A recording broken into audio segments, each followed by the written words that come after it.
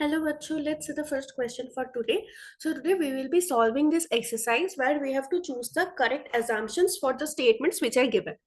So let's see the first statement. Increasing the minimum wage will lead to a reduction in unemployment. Okay, assumptions देखते हैं. The demand for labor remains constant or increases with an increase in the minimum wage.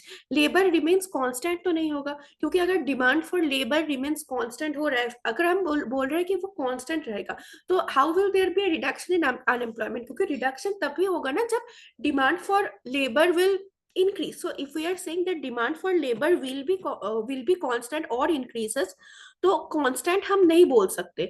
So यहाँ पे constant है, तो इसलिए हम ये वाला assumption को eliminate कर देंगे. तो one तो नहीं होगा. Second देखते हैं.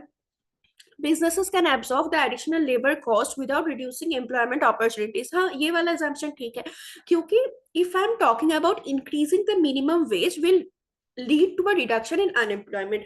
So by increasing the minimum wage पे क्या होगा, जो मेरा cost है मेरे firm का या फिर business का, that will increase, right? अगर if I am increasing the minimum wage for my employees, then that will increase, my expenditure will increase, right? So अगर स्टेटमेंट ये है कि it will lead to a reduction in unemployment, so I can assume that in spite of increase in expenditure, जो minimum wage को increase करने से जो expenditure मुझे इनकर करना होगा, in spite of doing that still I will be able to provide employment opportunities. तभी तो it will reduce unemployment, right? तो सेकंड वाला तो सही है. नेक्स्ट देखते हैं. The overall economy remain stable during the implementation of the minimum wage increase. हाँ, ये असम्पशन भी ठीक है, क्योंकि if overall economy is unstable or if overall economy is not in a balanced position, then all the businesses will be in loss, right? और अगर businesses loss में जा रहे हैं, how will they raise their minimum wages? And neither will they be able to give better employment opportunities agar if they are in loss, and if economy is not stable, obviously the businesses will be in loss. So we can assume that businesses will remain stable, economy will remain stable during the implementation of this scheme, right? So both 2 and 3 are correct. अब options देखते हैं. Assumption 2 and 3 follow. Option C is the correct answer. Next question. Presumed innocence is a cornerstone of a fair legal system. Okay. Assumptions like that. The legal system is designed to protect the rights of individuals accused of crime. हाँ, ये हम assume कर सकते हैं, क्योंकि अगर हम बोल रहे हैं कि presumed innocence is a cornerstone of a legal system, तो मतलब क्या?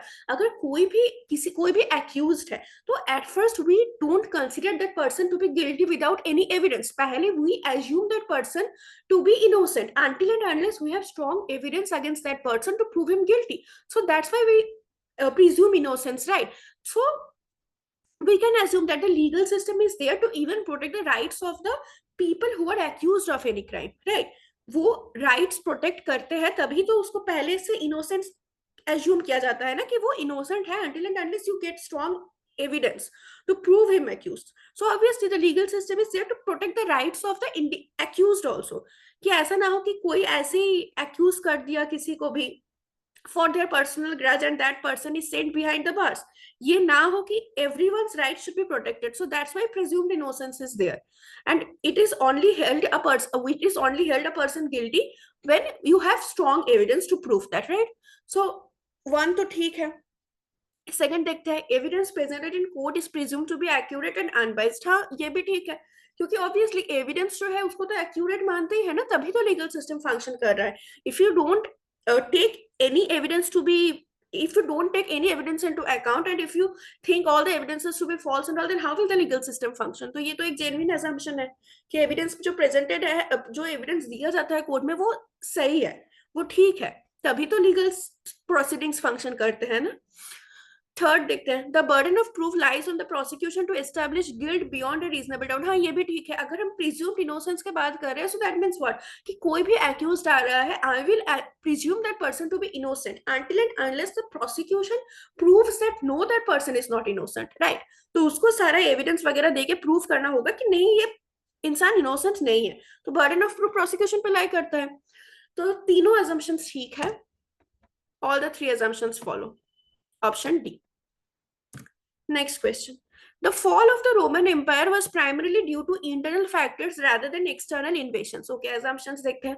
The Roman Empire faced significant internal challenges such as political instability, economic decline, and social unrest. हाँ, ये assumption तो ठीक है, क्योंकि अगर हम बोल रहे हैं कि रोमन एम्पायर का फॉल का प्राइमरी रीजन था इंटरनल फैक्टर्स, तो ये तो हम एज्यूम कर ही सकते हैं ना कि तो मतलब ऐसा हो सकता है कि वो बहुत सारे इंटरनल चैलेंजेस फेस कर रहा था, जैसे पॉलिटिकल इंस्टेबिलिटी हो गया, इकोनॉमिक डिक्लाइन या फिर सोशल अनरेस्ट, तो बहुत सारे इंटरनल चैलेंजेस फेस कर रहा था, ये हम एज्यूम कर सकते हैं, तो एक नंबर तो ठीक है. सेकंड देखते हैं, external invasions were a contributing factor but not the primary cause of the fall of the Roman Empire. हाँ, ये भी एज्यूम कर सकते हैं, क्योंकि यहाँ पे ये बताया गया है ना कि प्राइमरी कॉज था इंटरनल फैक्टर्स, एक्सटर्नल कोई इन्वेशन नहीं, प्राइमरी कॉज था. बट ऐसा तो नहीं बताया गया है कि कोई एक्सटर्नल फैक्टर्स था ही नहीं, कि कोई एक्सटर्नल फैक्टर्स एग्जिस्ट ही नहीं करता है, तो ऐसा नहीं बताया हुआ है. तो ये हम एज्यूम कर सकते हैं कि एक्सटर्नल इन्वेशंस प्राइमरी कॉज नहीं था, बट वो एक कंट्रीब्यूटिंग फैक्टर हो सकता है. कि प्राइमरी कॉज तो इंटरनल फैक्टर्स था, ये तो बताया हुआ है, तो may be it can happen कि एक्सटर्नल फैक्टर्स जो था that was not a primary cause, but उसका कुछ और इफेक्ट हो सकता है साइड में. तो सेकंड भी सही है. थर्ड देखते हैं, the Roman empire would have persisted if it had effectively addressed its internal issues even in the face of external pressures. हाँ, ये भी ठीक है, क्योंकि if we are saying that the primary cause of the downfall was the internal factors, तो हम ये assume कर सकते हैं कि अगर रोमन एम्पायर ने अपने इंटरनल इश्यूज जो भी आ रहे थे उसको अगर ढंग से एड्रेस किए होते at that time, then it might have prevented its own downfall. Okay, so we can assume this third one also. So all the three assumptions are correct. Option D. Now, ninth question. People are more likely to conform to a group's opinion even if it goes against their own judgment when the group is perceived as authoritative or knowledgeable. Okay, assumptions देखते हैं. Individuals value the opinions of authoritative और knowledgeable groups. हाँ, ये तो बिल्कुल सही है, क्योंकि यहाँ पे यही तो बताया गया है ना कि लोग जब कोई ऑथोरिटेटिव या फिर नॉलेजेबल ग्रुप में हो तो ही और she values their the group's opinion more than their own opinion. तो ये assumption वन तो बिल्कुल ठीक है, दैट वैल्यू द ऑथोरिटेटिव और नॉलेजेबल ग्रुप्स, ये तो ठीक है. सेकंड देखते हैं, people have a tendency to prioritise social harmony over expressing their own dissenting opinions. हाँ, ये भी हम एज्यूम कर सकते हैं, क्योंकि अगर हम ये बोल रहे हैं कि लोग ग्रुप के ओपिनियन को ज्यादा मानते हैं, सो ऑब्वियसली ये तो हम कह सकते हैं ना कि जो ग्रुप का हार्मनी है, जो सोशल हार्मनी है, उसको ज्यादा प्रायोरिटाइज करते हैं instead of giving their own opinion at that point. कि खुद का ओपिनियन को साइड में रख के जो ग्रुप का जो ओवरऑल ओपिनियन है उसको हम अगर मान रहे हैं, तो that means we are prioritising that, we are prioritising the social harmony, the harmony among the members of the group, right. So second भी सही है. थर्ड देखते हैं, द इन्फ्लुएंस ऑफ ऑथोरिटेटिव और knowledgeable groups on individual opinions is not a conscious decision but rather a subconscious response. हाँ, ये भी ठीक है.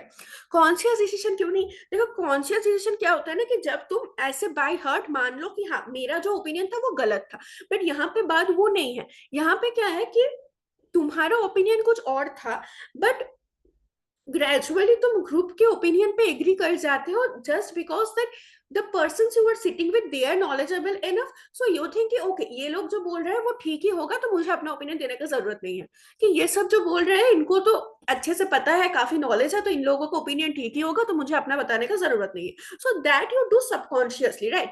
कॉन्शियस नहीं होता है. कॉन्शियस क्या होता है कि तुम मान लो कि हाँ मेरा ओपिनियन गलत ही है, इन लोगों का सही है, कि तुम सोच समझ के कर रहे हो, तो तब वो कॉन्शियस होता है. बट यहाँ पे हम ये एज्यूम कर सकते हैं कि know that is not a conscious action.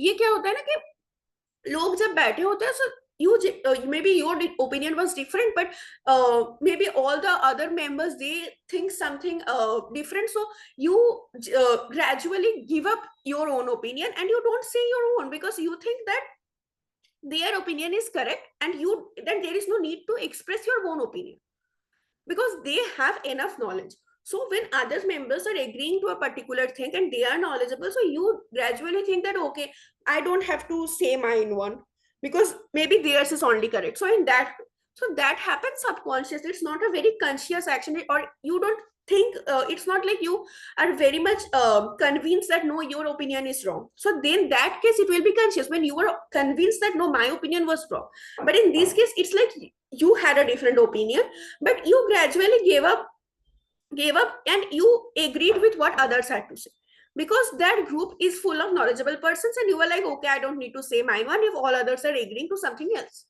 So option 3 will also be correct. So all the assumptions are correct. D will be the correct answer. 10th question. The sum of the interior angles of a triangle is always 180 degrees. Okay.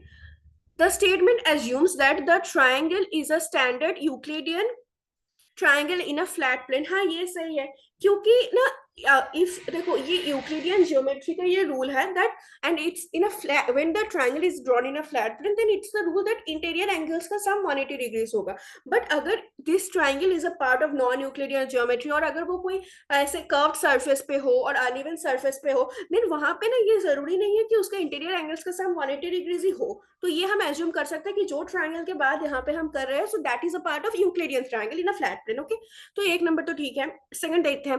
The statement assumes that the triangle adheres to the rules of Euclidean geometry. हाँ ये भी ठीक है, क्योंकि दूसरे geometries का अगर हम बात करें if we talk about any other geometries then वहां पे भी ये रूल जरूरी नहीं है कि यही रूल अप्लाई हो कि इंटीरियर एंगल्स को 180 डिग्रीज होना होगा because this is a part of Euclidean geometry. तो ये हम एज्यूम कर सकते हैं कि जो ट्रायंगल के बाद हम यहाँ पे कर रहे हैं that is under the rules of Euclidean geometry. Okay, so 2 is also correct.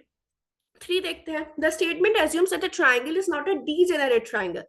देखो ये होना जरूरी नहीं है, क्योंकि जो डीजेनरेट ट्रायंगल्स होता है ना even if it is a degenerate triangle but अगर जो डीजेनरेट ट्रायंगल भी है उसके जो वर्टिसेस है इफ दे आर कोलिनियर, मतलब if the vertices are in the same line, collinear मतलब in the same line, so if the vertices are collinear they are in the same line then again this rule applies that the interior angle sum of them will be 180 degrees. So again this rule applies, so we can't assume that the triangle is necessarily not a degenerate triangle, क्योंकि it may happen that the triangle is a degenerate triangle where its vertices are collinear, so then also the sum will be 180 degrees. तो ये हम assume नहीं करेंगे कि वो degenerate triangle नहीं है. So only assumption 1 and 2 fits. Option B, assumption 1 and assumption 2 follow. So the correct answer is option B. Okay, so we have completed this exercise. I hope all of you have understood it. Thank you.